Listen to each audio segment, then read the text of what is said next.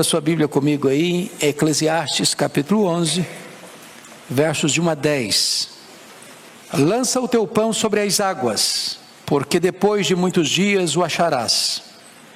Reparte com 7 e ainda com 8, porque não sabes que mal sobrevirá à terra. Estando as nuvens cheias, derramam aguaceiros sobre a terra, caindo a árvore para o sul ou para o norte, no lugar em que cair, aí ficará. Quem somente observa o vento e nunca semeará, quem somente observa o vento nunca semeará, e o que olha para as nuvens nunca cegará. Assim como tu não sabes qual o caminho do vento, nem como se formam os ossos no ventre da mulher grávida, assim também não sabes as obras de Deus, que faz todas as coisas. Semeia pela manhã a tua semente, e à tarde não repouses a mão, porque não sabes qual prosperará, se esta, se aquela, ou se ambas igualmente serão boas. Doce a luz e agradável aos olhos ver o sol. Ainda que o homem viva muitos anos, regozije-se em todos eles. Contudo, deve lembrar-se de que há dias de trevas, porque serão muitos. Tudo quanto sucede é vaidade. Alegra-te, jovem, na tua juventude, e recreie-se o teu coração nos dias da tua mocidade. Anda pelos caminhos que satisfazem ao teu coração e agradam aos teus olhos. Sabe, porém, que de todas essas coisas Deus te pedirá contas. Afasta, pois, do teu coração o desgosto, e remove da tua carne a dor, porque a juventude e a primavera da vida são vaidade. Então eu gostaria de conversar com vocês sobre as chaves para uma vida bem-sucedida. As chaves para uma vida bem-sucedida. Bom, vocês que estão acompanhando a exposição, lembram que o capítulo 10 encerra com um tópico sobre política, nos versículos 16 a 20. Ai de ti, ó terra, cujo rei é criança, e cujos príncipes se banqueteiam já de manhã. Então ele estava tratando desse assunto. Agora ele vai fazer no capítulo 11 uma transição. Ele vai sair do universo político para o tópico da economia, para o campo da economia. Nos versículos 1 a 6 aqui de Eclesiastes capítulo 11. E ele vai mostrar para nós algumas chaves para a nossa vida bem-sucedida. É importante afirmar que Salomão, ao começar o seu governo, aliás, ele tinha sido escolhido por Deus antes de ser concebido. Quando ele nasce, Davi reafirma o compromisso com a mãe de Salomão, Batseba, de que ele seria o rei. Ele, de certa forma, tem essa consciência desde a infância. Aos seus, em torno de 20 anos, o seu irmão Adonias, já com a velhice de Davi, conspira num golpe de estado e se declara rei, mesmo com Davi vivo. E Davi, mesmo no leito, enfermo, consegue reverter a situação e coroar Salomão como rei. Davi, antes de morrer, dá conselhos a Salomão para lidar com homens que eram um risco para o governo dele, que Davi não conseguiu resolver no seu governo, com Joabe, comandante do exército, com Simei, que havia amaldiçoado a ele, queria a volta da casa de Saul, com o sacerdote Abiatar, E Davi não mencionou, mas Salomão sabia disso. O outro risco era o seu próprio irmão Adonias. Então, o Joabe foi morto, o Simei foi assassinado também, e o Adonias também foi assassinado. Ele só não mandou matar o sacerdote, mas mandou ele para o exílio, depois até restaurou mais tarde. Mas Davi estava dizendo o seguinte: você precisa se livrar de qualquer risco para a estabilidade do seu governo. E Salomão começa o seu mandato, diríamos nós, pedindo para Deus. Deus chega para ele, se revela e diz: você pode pedir o que você quiser. E ele pediu o coração de discernimento, de sabedoria, para governar o povo. E Deus disse: eu agradei o seu pedido, vou lhe dar sabedoria e vou lhe dar riquezas. E ele veio a se tornar o homem mais rico e mais sábio da sua geração. Portanto, os conselhos que ele vai nos dar aqui tem a ver, já deu conselho sobre a questão da política, agora vai dar conselho sobre a questão da economia. E quais são esses conselhos? Quais são esses conselhos? Então, ele vai mostrar que é necessário duas coisas. Primeiro, uma fé corajosa para fazer investimento. Segundo, você vai precisar de uma alegria ultra circunstancial. Você vai se alegrar todos os dias da sua vida, mas você vai saber também que tem muitos dias de trevas. Se você vai se alegrar todos os dias da sua vida e tem muitos dias de trevas, você tem que ficar alegre até nos dias de trevas. E isso é um desafio.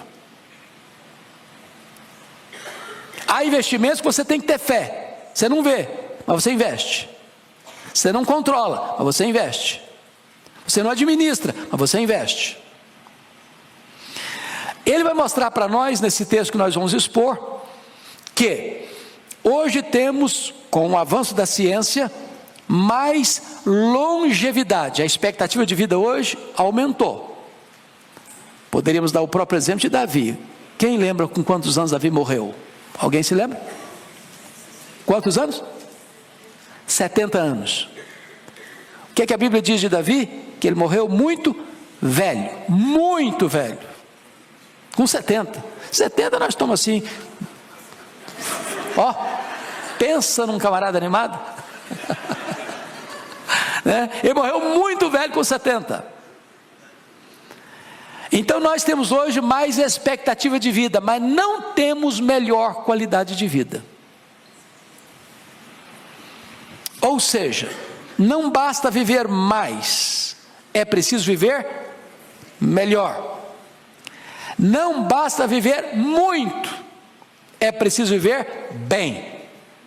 Então, são esses conselhos que vai passar nos dar daqui para frente. Então, eu quero dividir essa mensagem aqui em dois pontos com as suas subdivisões. Primeiro ponto é: uma vida melhor requer fé corajosa para fazer investimentos. A Bíblia tem lições até para a sua vida comercial, viu? Sua vida financeira. Então, vamos lá. A vida não é uma rotina monótona, mas uma aventura de fé. E Salomão dá 6 conselhos aqui para fazer melhores investimentos. Primeiro conselho: para obter retorno é preciso ousar nos investimentos. Leia o verso primeiro comigo. Vamos juntos. Lança o teu pão sobre as águas, porque depois de muitos dias o acharás. Então, para um pouquinho aqui. Do que Salomão está falando? Lança o teu pão sobre as águas, porque depois de muitos dias o acharás. A maioria, às vezes, dos comentários devocionais espiritualiza esse texto, de que é um trabalho missionário, é o investimento da pregação, e etc. Mas o contexto onde os grandes exegetas, os grandes estudiosos da Bíblia debruçam sobre ele, é que especificamente ele está tratando de vida financeira, está tratando de economia. Você pode fazer aplicações espirituais, mas o assunto é economia. Então, eu só para dar algumas dicas. Leopold, que é um dos grandes comentaristas, diz o seguinte: que Salomão estaria falando sobre filantropia.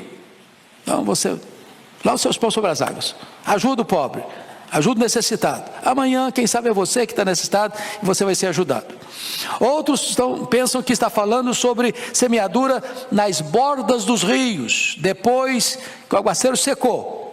Então você lança o pão, o rio enxuga, retrocede, vem um período de seca, e aquelas bordas dos rios umedecidas, com muito adubo natural, a sua semente vai nascer, vai crescer e vai frutificar.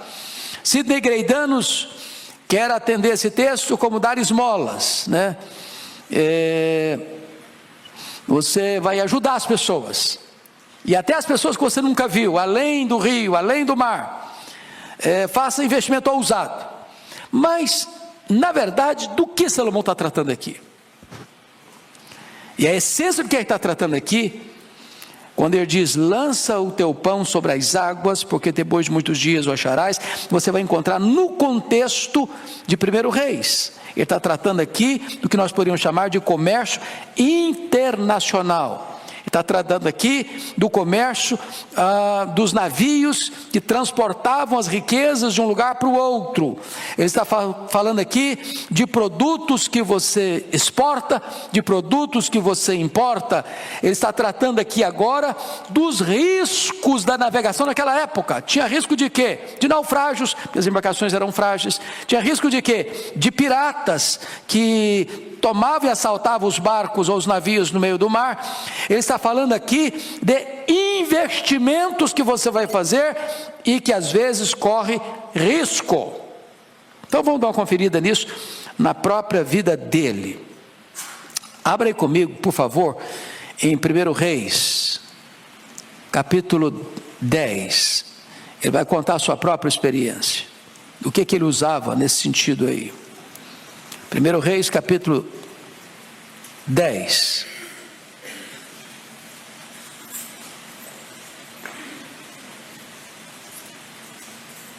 Versículos 14 e 15. Veja comigo. Vamos ler juntos? O peso do ouro que se trazia a Salomão, cada ano, era de 666 talentos de ouro. Entendendo que um talento são 35 quilos. Eu não estou com maquininha aqui, nem fiz Kumon, para saber quanto são 666 vezes 35. Quem tem, assim, rapidinho, faz uma conta aí para mim e me dá a resposta. 3.300. 23.300 quilos de ouro. Obrigado, irmão. Além do que entrava nos vendedores e do tráfico dos negociantes e de todos os reis da Arábia e os governadores da terra. Agora, olha o 10, 22, por gentileza. Leia comigo. Porque o rei tinha no mar uma frota de Tarsis com as naus de Irão.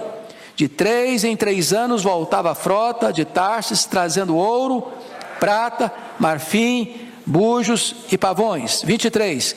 Assim o rei Salomão excedeu a todos os reis do mundo, tanto em riqueza como em sabedoria. Então, ele está aqui mencionando, lança o teu ponto sobre as águas, que o investidor é alguém que tem coragem de fazer investimentos e às vezes até arriscados. Qual é a fala que ele dá para nós aqui? Primeiro, um elemento de confiança. Lança, isso é confiança. Qual é a confiança nossa básica? Retém. Tem um ditado popular que vale mais um passarinho na mão que 2 voando. Nesse caso aqui ele está dizendo, lança. Você tem que confiar. Segundo, teu elemento entrega total. Lança o teu pão. Teu pão é alguma coisa básica. E você vai semear e não comer o pão. Você vai semear a semente em vez de comer a semente. A semente que prospera não é a que você come, é a que você semeia. E quando você semeia, você colhe e tem mais semente para semear. Terceiro, pressupõe expectativa. O acharás. Você não lança o teu pão sobre as águas para perdê-lo. Você não faz investimento para jogar dinheiro fora. Você faz com a intenção de receber retorno, o acharás. E você tem uma recompensa que requer paciência. Depois de muitos dias o acharás. Nem sempre o retorno é imediato. Às vezes é a longo prazo. Mas se você olhar, as pessoas que prosperaram financeiramente na vida foram pessoas que tomaram decisão de fazer investimentos, nem sempre controlando tudo na mão, mas confiando que esse investimento vai produzir resultados. É claro que esse texto pode ser e deve ser também aplicado à vida espiritual. Por exemplo, a obra missionária. Você e a Igreja de Pinheiros tem sido pródiga nisso. Ajuda gente que você nunca viu. Investe na plantação de igrejas que você nunca foi lá. Constrói templos que a igreja nunca foi para visitar. Envia missionários para lugares que nós nunca fomos. E isso é também lançar o teu pão sobre as águas. Porque ainda que você pessoalmente não veja os frutos, a eternidade vai revelar esses frutos. Bom, segunda coisa, para alcançar melhores resultados é preciso diversificar os empreendimentos. Está falando de economia. Então, qual o ditado popular? Nunca bote todos os ovos numa única cesta. É necessário, qualquer pessoa que empreende, pensar nisso. Eu não posso, não devo, preciso buscar alternativa para não depender de uma renda só. Vamos só pensar uma coisa aqui. Quando eu fui para o seminário de Campinas, eu tinha uma máquina Letera 32, na máquina de datilografia. Era um sucesso. De um dia para o outro, fábrica de máquina de datilografia faliu. Ninguém compra mais uma máquina de datilografia, a não ser para guardar como objeto de lembrança no seu escritório. Quem de nós se lembra que você ia fazer uma viagem, passava na loja e comprava 10 filmes Kodak, 12 poses, 18 poses, 36 poses, e você planejava tirar uma foto, e voltava cheio de expectativa, botava para revelar, e de repente, queimou, pronto. Meu Deus, a foto não ficou boa, a pose não estava legal, acabou. Então é muito importante que você diversifique os seus investimentos. Vamos ler o versículo 2, por favor, leia comigo. Reparte com 7, não, quero toda a igreja comigo.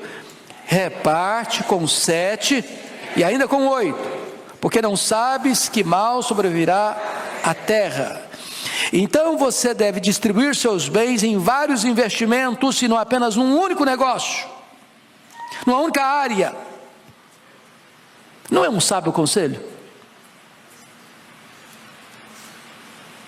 E vocês já fazem isso? Porque tem tempo ainda de fazer, sabia? Fazer investimento em outra área que você nunca investiu. Comece uma coisa nova, empreenda uma coisa nova. Os cursos de capacitação estão por aí.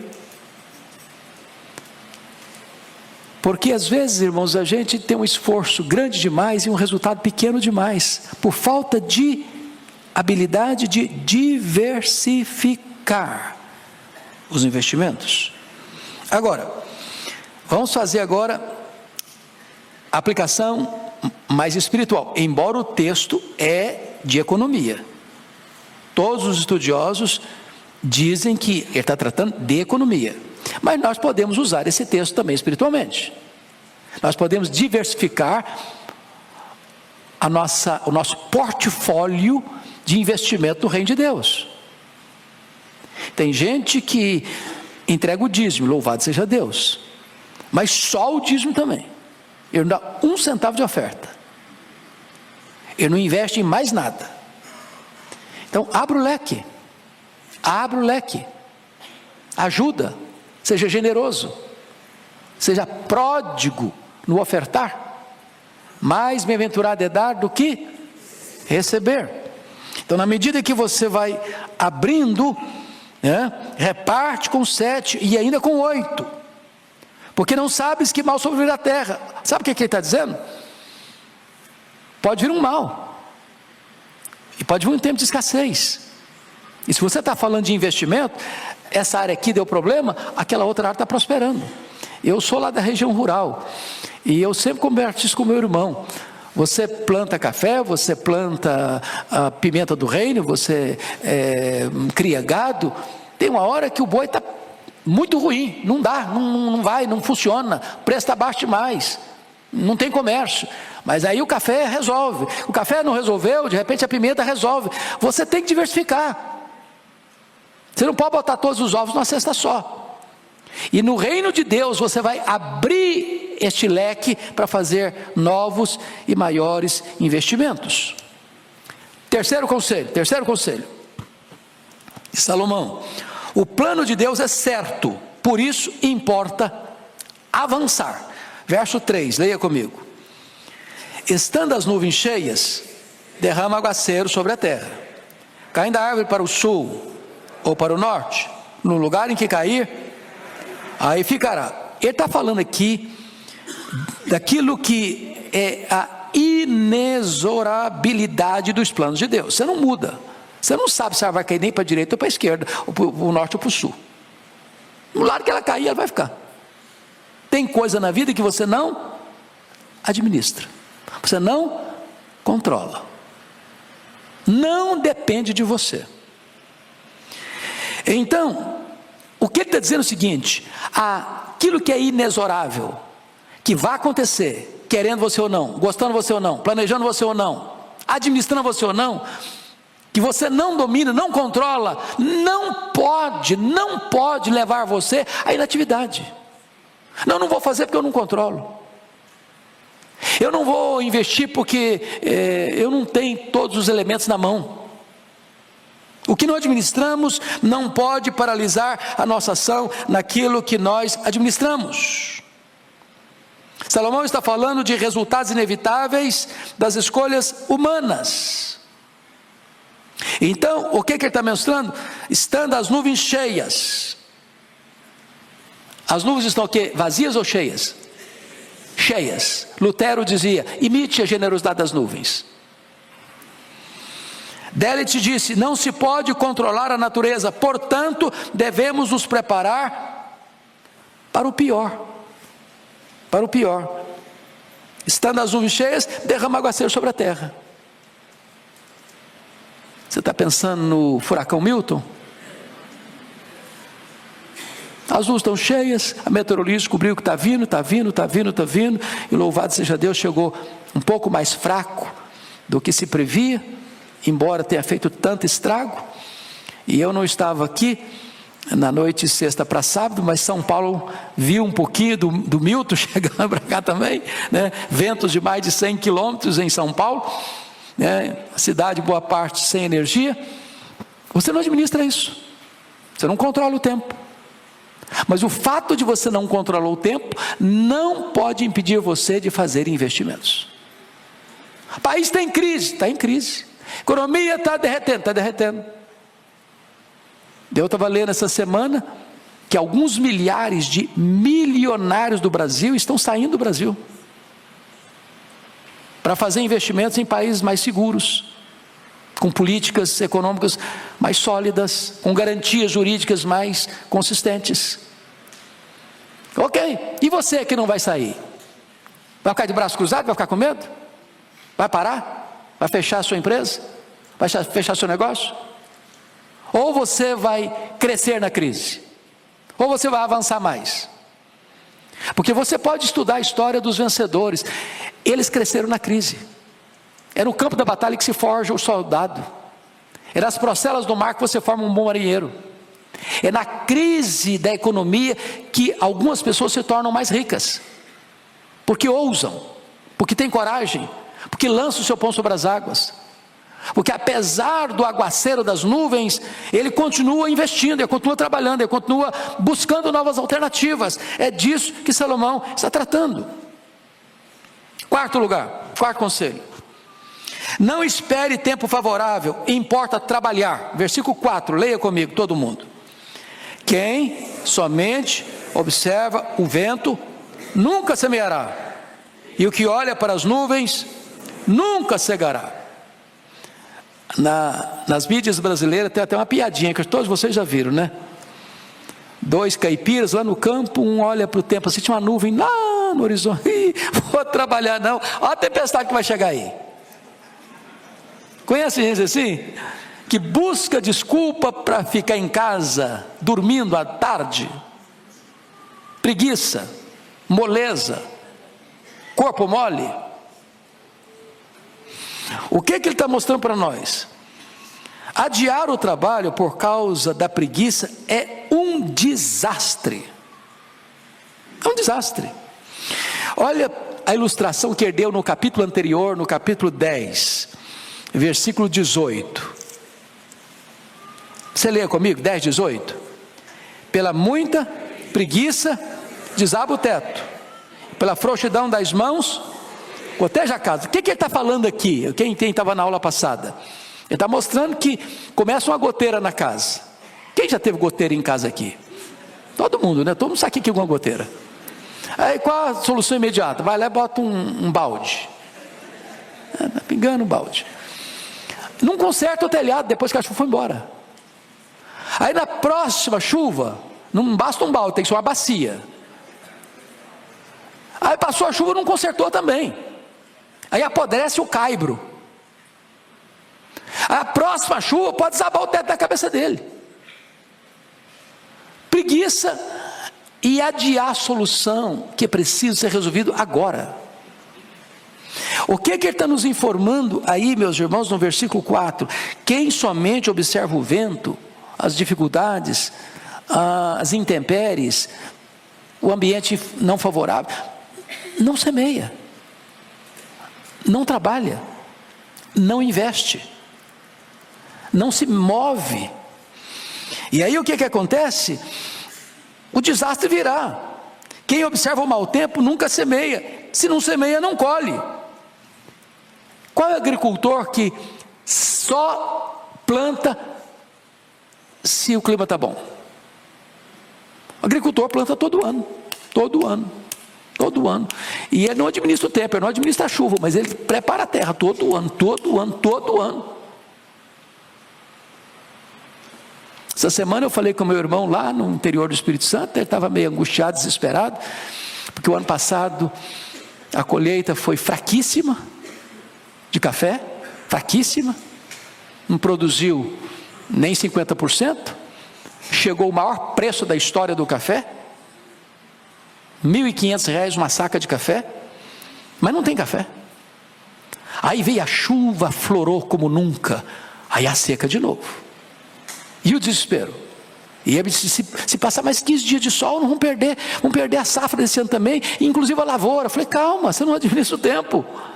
Quando estou fazendo investimento, essa semana a chuva chegou, e eles estão lá pulando de alegria. Você não administra o quê? O tempo. Mas você tem que continuar trabalhando. Está em crise mesmo. Está problema, tem problema mesmo. Tem gente saindo mesmo, mas você vai ficar e vai continuar trabalhando, vai continuar investindo. Se você observar o clima, você vai cruzar os braços. Quer saber? Eu não vou fazer nada mesmo, eu vou viver do que eu já tenho, eu vou comer o que eu já granjeei, e eu não quero nem tomar conhecimento com as futuras gerações. Pronto, acomodou, cruzou os braços.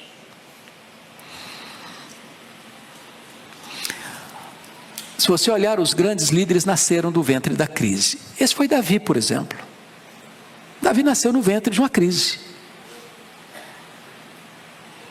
Se você estudar, por exemplo, a história da política americana, Abraham Lincoln nasceu do ventre de uma crise. Os grandes líderes, os grandes empreendedores, nascem no ventre da crise, porque eles investem. O que na verdade, ele está mostrando para nós aqui nesse verso? Quem somente observa o vento nunca semeará. Não adie decisões importantes na sua vida, porque o momento não está favorável. Não procrastine, não postergue. Ele está usando uma linguagem da agricultura. E essa linguagem não é só de Salomão, não. Tiago, capítulo 5, verso 7, eu vou ler para vocês, trata da mesma matéria. Olha o que Tiago diz, capítulo 5, verso 7. Ele diz assim, Tiago 5, 7. Sede, pois, irmãos, pacientes até a vinda do Senhor. Ele está falando de escatologia, está falando de doutrina, está falando de coisas de Deus, está falando de coisas espirituais. E como é que ele ilustra as coisas espirituais? Eis que o lavrador aguarda com paciência o precioso fruto da terra, até receber as primeiras e as últimas chuvas. Ele semeou, mas não chegou nem a primeira nem a última ainda, mas vai chegar. E ele trabalha com fé, ele trabalha com expectativa, ele trabalha com esperança. Agora, quem não trabalha, quem não faz, não vai colher, não vai receber. Então, em vez de você ficar contemplando o vento e as nuvens, que você não administra, imaginando só dificuldade, esperando por circunstâncias melhores, faça o que você puder, com aquilo que Deus lhe deu, no tempo de Deus, agora. Está claro, irmãos, ou está confuso? Imitando meu amigo Arival, vocês estão entendendo? Quinta lição: não espere compreender todas as coisas para cumprir a sua missão. Versículo 5. Olha aí comigo, estamos lá agora em Eclesiastes. Vamos voltar para Eclesiastes, que eu não estou indo lá ainda não. Só um pouquinho. Eclesiastes 11:5. Toda a igreja comigo. Assim como tu não sabes qual o caminho do vento, nem como se formam os ossos no ventre da mulher grávida, assim também não sabes as obras de Deus, que faz todas as coisas. Eu queria só chamar a sua atenção para um ponto, que ele está usando aqui a expressão não sabes, assim como não sabes. Ele já usou essa expressão no verso 2. Reparte com 7 ainda com 8, porque não sabes que mal sobrevirá sobre a terra. Aqui no verso 5 ele diz, assim como tu não sabes qual o caminho do vento, como se formam os ossos da grávida. Aí no versículo 6, ele vai usar de novo, semeia pela manhã a tua semente, à tarde não repousa a tua mão, porque não sabes qual prosperará. O que é que ele está dizendo? Que nos investimentos da vida, nem sempre você sabe. Você não sabe tudo, você não controla tudo, você não tem o domínio de tudo. Você é dependente, não sabes. Você não sabe o que o futuro vai reservar para você, sabe? O que vai acontecer amanhã, você sabe? Pode ser um acidente, pode ser uma crise nacional, pode ser uma guerra, pode ser aquilo que o ex-ministro da Economia, que na minha opinião foi um dos melhores do Brasil, disse: o problema de uma guerra hoje em grande escalada é o perigo cibernético de você acordar e o dinheiro da sua conta bancária foi embora, sumiu. Você não sabe uma crise que pode vir. Então, o que ele está dizendo é o seguinte: tem coisa que você não administra e não sabe. É claro que hoje, 3.000 anos depois de Salomão, nós avançamos um pouquinho no conhecimento sobre como formam os ossos de um bebê no ventre da mãe. Hoje aí tem médico que pode dar uma explicação para nós em detalhes como é que isso acontece. Hoje o serviço de meteorologia, pela graça de Deus, já consegue perceber que tem um furacão Milton chegando na costa da América e vai atingir o estado da Flórida. Imaginem se naquela época de Salomão não tinha isso. Então não se preparou, ninguém se preparou, ninguém saiu de casa, ninguém botou escoras nas portas, a tragédia seria muito maior. Mas apesar de nós estarmos avançando em alguns conhecimentos, ainda nós não sabemos tudo, ainda nós não conhecemos tudo, ainda nós não administramos tudo, ainda nós não controlamos tudo. O que ele está dizendo? Não espere você achar que você tem que estar no controle de tudo para você agir, para você trabalhar, para você investir, para você fazer a obra, para você cuidar daquilo que precisa ser cuidado. O justo não vive pela vista, o justo vive pela fé, pela fé. Outra coisa importante: nem sempre Deus nos dá explicações. Nem sempre eu tenho explicação. É a história do nosso irmão Jó. Ele sofreu toda aquela rebordosa na vida, perdendo os bens, enterrando os filhos, ficando doente, sendo desamparado pela esposa e acusado pelos amigos. E ele pergunta, ele se queixa e ele reclama. E Deus fala com ele depois, mais tarde, não responde nenhuma das perguntas, não explica nenhuma das queixas que ele fez. Deus o restaurou, mas Deus não explicou. Nem sempre Deus explica, nem sempre. Então a fé desabrocha no mistério da providência e não elimina isso. O John MacArthur disse assim: nós só vivemos uma vez, então não podemos ter medo de viver. Não seja refém do medo. Não seja refém do medo. Você não sabe o caminho do vento, você não sabe como se forma os ossos no ventre da mulher grávida. Assim não sabes as obras de Deus, que faz todas as coisas. Você não sabe. Ele faz todas as coisas. Você está na dependência total de Deus nesta vida. Então, vamos aqui à sexta lição desse ponto da economia. Trabalhe com fé e deixe os resultados com Deus. Versículo 6, leia comigo, por favor. Semeia pela manhã a tua semente, e à tarde não repouses a mão, porque não sabes qual prosperará, se esta, se aquela, se ambas igualmente serão boas. Então, mais uma vez, ele está dizendo que você precisa trabalhar de manhã e de tarde. Aproveita o dia. Não cruze os braços. Não se renda à preguiça. Não deixe a indolência dominar você. E não é que você trabalha porque você precisa comer. Os ricos trabalham, e às vezes trabalham até mais. Trabalho é uma questão de dignidade da vida. Quando Deus diz 6 dias trabalharás, Deus diz: olha, se você precisar de dinheiro, 3 dias você trabalha. Se você não precisa de dinheiro, você dorme o resto da semana. Não é isso que está escrito. Mente vazia é oficina do diabo. Então tem que trabalhar, tem que se esforçar, tem que se dedicar, de manhã e de tarde também. Ou seja, a vida é para trabalhar. Às vezes as pessoas, eu não sei qual é o seu conceito, mas já conversou com gente que acha que a aposentadoria é parar tudo do dia para a noite? Ir para uma casinha na beira de um lago, pegar uma varinha para pescar, e é só isso? Eu morreria de tédio. Eu acho que aposentar é você mudar de atividade, ou você diminuir o ritmo, você fazer aquilo que você gosta, mas não pode parar. As estatísticas já provam isso. Quem se aposenta e veste um pijama, morre logo depois. Então, enquanto você tiver fôlego de vida, você está produzindo. Vai produzir diferente, ou vai produzir em outro ramo, vai produzir em outra área, ou com outra intensidade, mas você não pode parar. Não pode parar.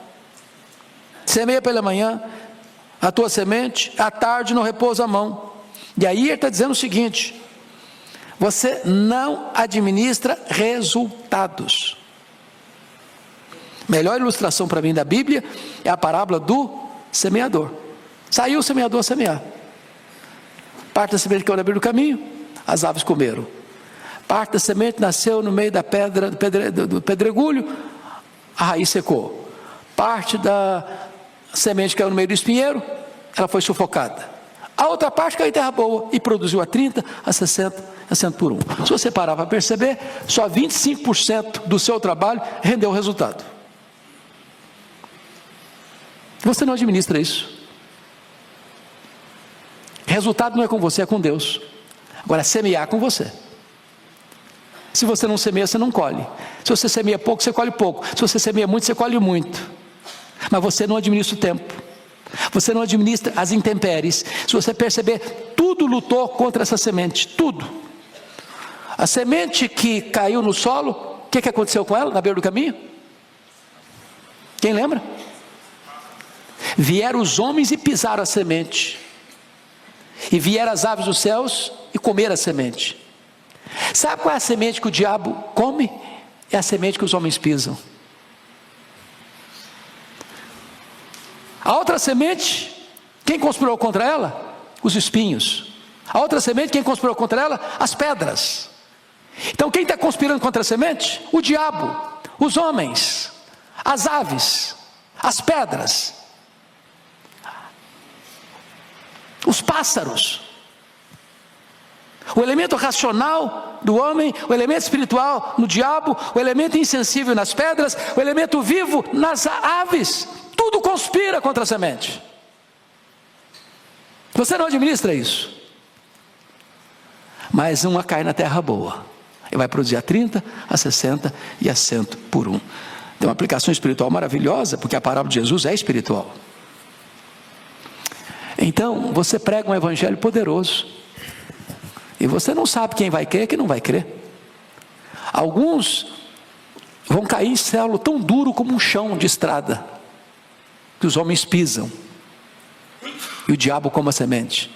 No outro você vai semear e vai brotar rápido, mas não tem umidade, só tem pedra.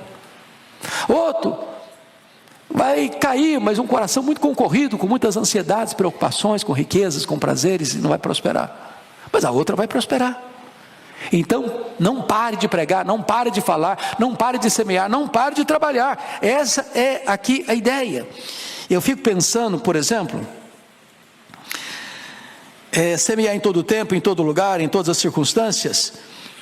Nessa área da evangelização, o que aconteceu com um homem, professor de escola bíblica dominical, chamado Edward Kimball.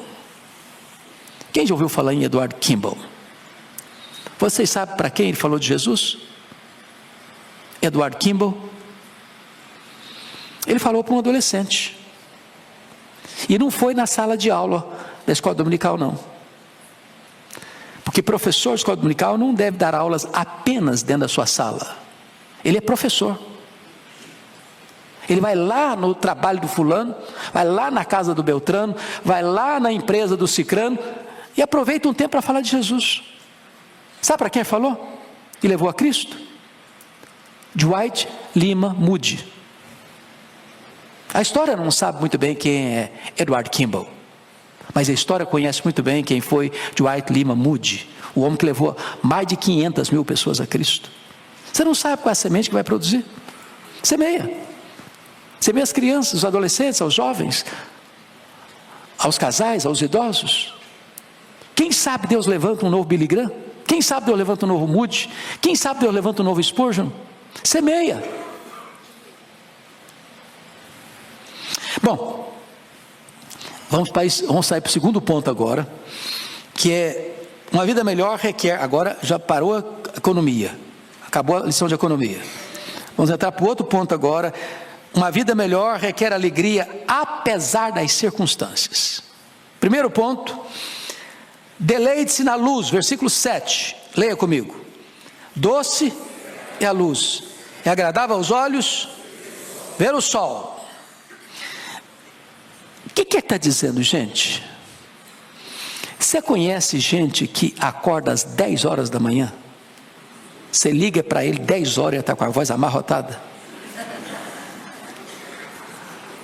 Doce a luz, agradável ver o sol. Ou seja, você deveria começar o seu dia abrindo a janela e dizer: este é o dia que o Senhor fez, alegremos-nos e regozijemos-nos nele, animado com a vida, empolgado com começar o dia. Este é o dia que o Senhor fez, tem luz, tem sol, tem trabalho, tem atividade, tem produção, tem investimento, tem coisas novas para acontecer. Começa o seu dia com alegria. Esse é o retrato que ele está querendo dizer aqui. Viva a vida superlativamente. Ele usa duas palavrinhas muito interessantes: doce e agradável, né? Doce e agradável. E quando ele fala de luz, luz é um símbolo muito rico na Bíblia.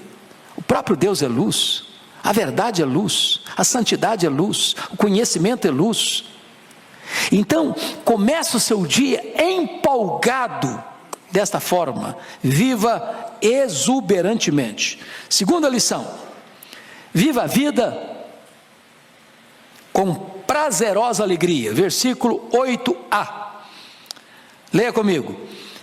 Ainda que o homem viva muitos anos, regozije-se em todos eles. Então, até aqui. Preste atenção aqui. Ainda que eu viva muitos anos, regozijo em todos eles. Vamos entender o que ele está dizendo. A vida é um dom de Deus. Tem gente que tem o privilégio de viver longos anos, muitos anos. Mas você conhece gente que vive muitos anos, mas uma vida muito infeliz? Que longevidade não é a mesma coisa de qualidade de vida. Não basta viver muito, é preciso viver bem. Não basta ter longevidade, é preciso ter qualidade de vida. Então é preciso desfrutar desta alegria de viver. É preciso ter olhos para ver. Por exemplo, às vezes eu vejo quando uma pessoa está reclamando da vida, eu gosto de perguntar para ela assim: você já parou para perguntar quanto vale você ter um cérebro que está funcionando e você não está vegetando? Uma máquina, um CTI? Tem gente que está vegetando. Você já parou para perceber quanto vale você ter pernas para andar? Você poder se locomover e não estar numa maca ou numa cadeira de rodas? Você já parou para valorizar quanto vale os seus braços? Você pode trabalhar, abraçar. Já parou para valorizar quanto vale você ter um coração que está funcionando, jogando sangue e vida para o seu corpo? Já parou para você valorizar quanto vale você ter pulmões e não estar numa máquina de respiração mecânica? Falta de ar, precisando de oxigênio. Você já parou para valorizar quanto vale você ter seus rins funcionando e não estar numa hemodiálise? Você já parou para avaliar quanto vale você ter um estômago que processa os alimentos, gerando saúde para o seu corpo? Você já parou para valorizar quanto vale você ter uma casa para morar, quando tanta gente mora debaixo de uma ponte? Você tem uma cama quentinha para dormir, em vez de você não estar dormindo no relento? Se acordar e ter pão na sua geladeira, ter pão na sua mesa, ter a sua despensa cheia e você não está passando fome? Você já pensou nisso? Quando tem milhões de pessoas no mundo passando fome? Você já parou para agradecer a Deus o fato de você ter uma família que quando você chega no final do dia, tem alguém para abraçar você? Você já agradeceu a Deus seus amigos? A igreja de Cristo? Você ter seu nome escrito no livro da vida? Você ter Jesus como seu Salvador? Então, viva os dias da sua vida nessa perspectiva da celebração e da gratidão. Porque senão você tem tudo isso e vive murmurando, e vive triste, vive lamentando a vida, e vive só arrotando o amargor de um coração ingrato. Terceira lição: apesar de você dever viver todos os dias da sua vida feliz, você precisa se preparar também para os dias trevosos. Olha o versículo 8b, leia comigo. Contudo, deve lembrar-se que há dias de trevas, porque serão muitos. Tudo quanto sucede é o quê? Vaidade. Então, vamos entender isso aqui. Você vive todos os dias da sua vida, de que maneira? Com regozijo. Mas, para um pouquinho, tem dias que não tem luz não. Tem dias que tem o quê? Trevas. E são poucos dias que ele está dizendo? Não. São o quê? Muitos dias. Quem já passou dia trevoso aqui? Tem alguém que nunca passou? Dói, não dói? Hoje a gente tem dia que se a gente pudesse pular, a gente pularia, né? É difícil. Tem hora que você não vê saída, tem hora que você se vê num beco, acuado, encurralado. Você diz, meu Deus, não sei como é que eu saio dessa, não sei como é que vai ser. De repente Deus dá uma saída, abre uma porta, abre um caminho no meio do mar. Tem dia que não tem pão, Deus joga o maná. Tem dia que Deus dá um pouquinho mais, dá até codorniz para você comer uma carninha. Mas O que Salomão está dizendo é o seguinte: você não pode ser romântico a ponto de pensar que você nunca vai ter ou enfrentar problema na vida. É só uma questão de tempo. Todos nós vamos passar por lutas, muitas lutas, difíceis lutas. Eu fiquei muito comovido mesmo, há poucos dias, com a morte do presbítero Paulo, uma pessoa muito querida aqui da nossa igreja de Pinheiros, Paulo e a Berenice. Eu fui visitar o Paulo no hospital uma semana antes do seu falecimento. E o presbítero Paulo e a dona Berenice, um casal tão amado, um casal de 70 anos, ele um líder, um homem de Deus, a Berenice uma mulher de Deus, foram para o litoral, despedir-se do neto que estava indo para a Europa. E atravessando a Ayrton Senna, depois do aeroporto de Guarulhos, um carro bateu na traseira. Óbvio, você para ver o que está acontecendo. 2 homens disseram: não, fica tranquilo, nós temos seguro. Mas não era nada disso, era um sequestro. Botaram o casal no carro deles, saíram. A polícia foi acionada porque alguém viu o fato e foi no encalço deles, dos marginais. Fugindo da polícia, tombaram o carro e a dona Berenice morreu na hora. O presbítero Paulo com múltiplas fraturas nas pernas, em ambas as pernas, bravamente lutou pela vida de julho até a semana passada e sucumbiu à morte. O que me consolou por demais é que o filho caçula, o presbítero Rodrigo, que foi comigo ao hospital visitar o seu pai, com uma serenidade, com uma confiança, com uma gratidão no coração por quem foi o pai, quem foi a mãe, que lições ensinou, que exemplo deixou, que legado deixou para a família. Mas é treva, é dia de dor, é dia de luto, é dia de tristeza. Esse dia chega, e chega para a gente crente, chega para a gente cheio do Espírito Santo, chega para a gente piedosa, chega para mim, chega para você. Eu já enfrentei tantas lutas, como já compartilhei algumas vezes aqui com vocês, de ter irmão assassinado, de ter outro irmão vítima de um atentado que quase chegou à morte. Dias tenebrosos. Então, é preciso estar prevenido que vai chegar, e preste atenção nisso. Deus não prepara você antecipadamente, não. Eu, quando era pré-adolescente, minha mãe era muito doente, eu tinha trauma de pensar da minha mãe morrer. Muitas vezes na minha adolescência, eu orei para Deus: me leva primeiro, eu não aguento ver minha mãe morrer, eu não aguento ver meu pai morrer, eu não aguento ver um irmão meu morrer. Eu orava assim mesmo, com toda a força da minha alma. Mas se Deus permite você passar por uma situação, Ele vai preparar você. Nunca vai faltar a graça de Deus para sustentar você numa prova da vida. Aqui nós sorrimos, aqui nós choramos, aqui tem festa, aqui tem luta, aqui tem flores, aqui tem espinho, aqui tem graça, aqui tem dor, aqui tem arrebatamento ao terceiro céu e aqui tem espinho na carne. Essa é a realidade da vida.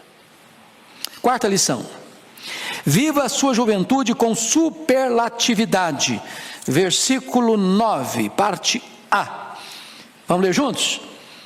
Alegra-te, jovem, na tua juventude, e recreie-se o teu coração nos dias da tua mocidade. O que ele está falando aqui para nós? Gente, essa fase é bonita, fala a verdade. Eu, quando hoje as pessoas dizem que a terceira idade é a fase melhor, eu fico em crise. Falei: será? Será? Não me contaram então como é que é esse negócio. Porque às vezes a cabeça vai a 100 por hora e o corpo vai a 30, né? Eu costumo brincar, quando você entra no carro, fala: ai, é porque já está velho. Ai, para sair do carro, está velho. Alguém já brincou que a vida humana se resume em 4 animais. 4 animais. Quando você é jovem, você é como o gavião. Você enfrenta qualquer luta, enfrenta qualquer problema, você come qualquer coisa, você vai a qualquer lugar, nada machuca, nada fere, você está com todo o vigor, toda a força. Aí depois, a segunda fase é a águia. É seletivo, não vou para qualquer lugar, não como qualquer coisa, não ando com qualquer companhia, é mais seletivo. Depois vem a terceira fase, é a fase do condor. Condor aqui, condor ali, condor acolá.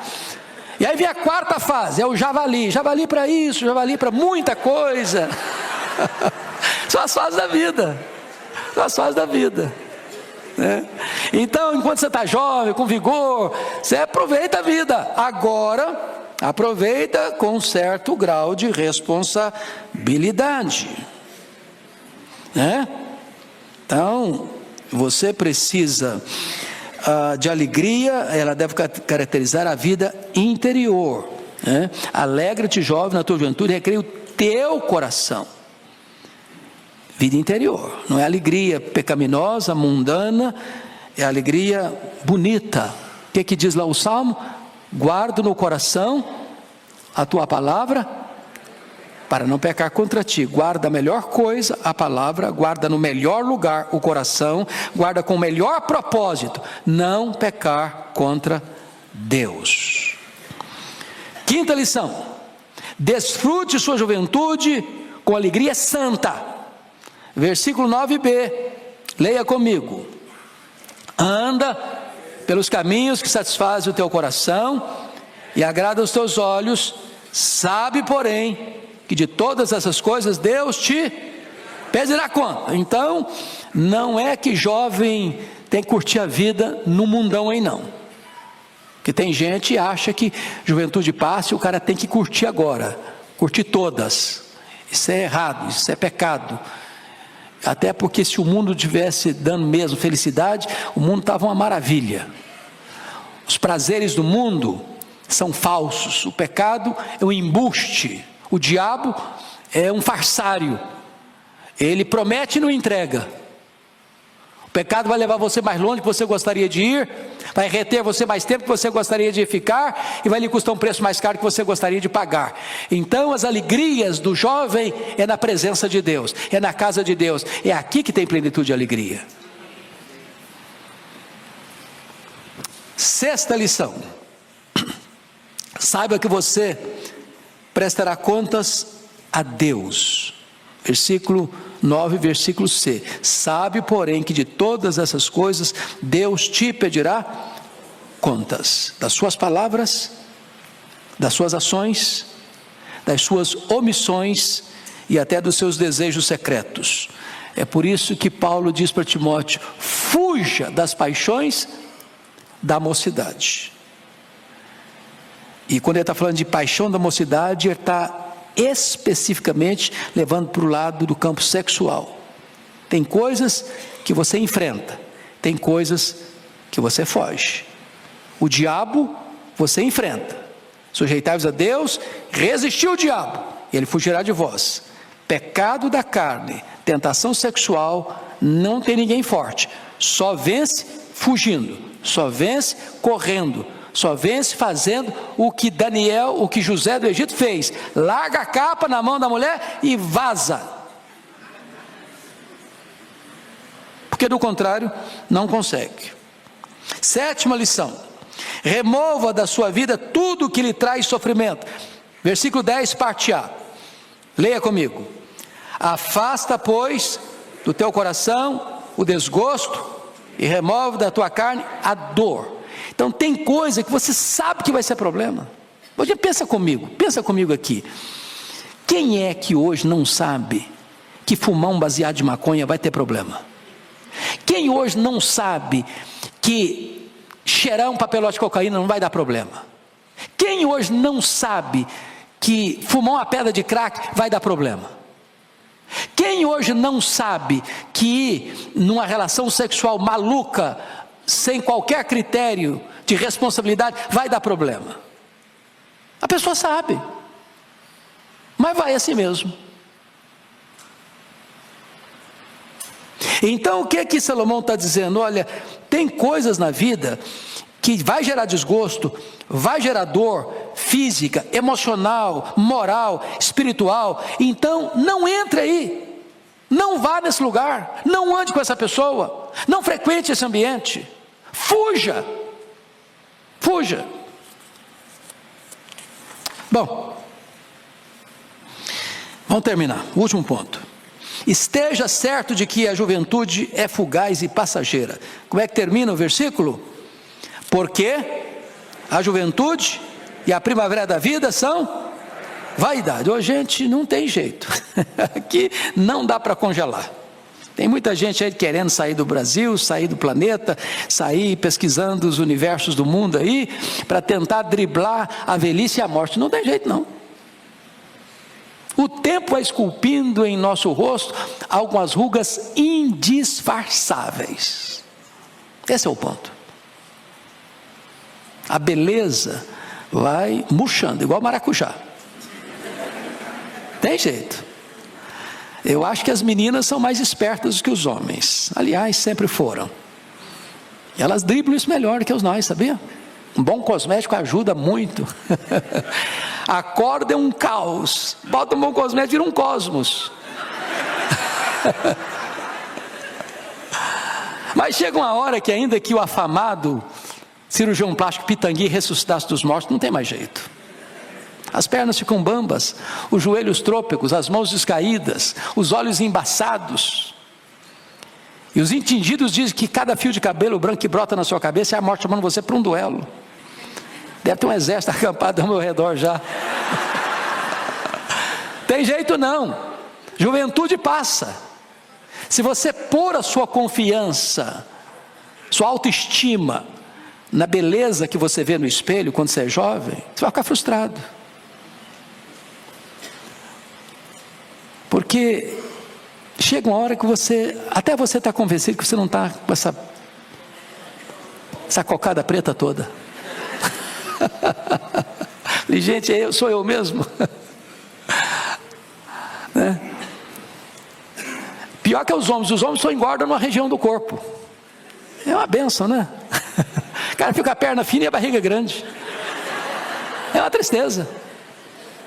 Então não ponha muita a sua base de felicidade na beleza do seu corpo enquanto você é jovem, porque essa juventude vai passar. A Bíblia diz lá em Provérbios 31, a graça e a formosura são vã, mas a mulher que teme o Senhor, essa será louvada. Então, valores, princípios. Eu quero terminar com a frase do Dr. Billy Graham. O livro dele, o último livro que ele escreveu antes de morrer, eu achei fenomenal. Uma frase valeu o livro para mim. Ele diz assim: a velhice não é para os fracos. A velhice não é para os fracos. A velhice vai chegar, e graças a Deus que chega, senão vai ter que morrer jovem. Se chegar, viva essa velhice com felicidade. Curta a velhice, desfruta a velhice. Sem murmuração, sem azedume. Envelheça com doçura. Seja uma pessoa amável. Ajude a nova geração com a sua sabedoria, com a sua experiência. Ensine a futura geração as verdades de Deus, para essa geração pôr sua confiança em Deus, como está lá no Salmo 78. Para que todas as fases da vida possam ser vividas com superlatividade e gratidão.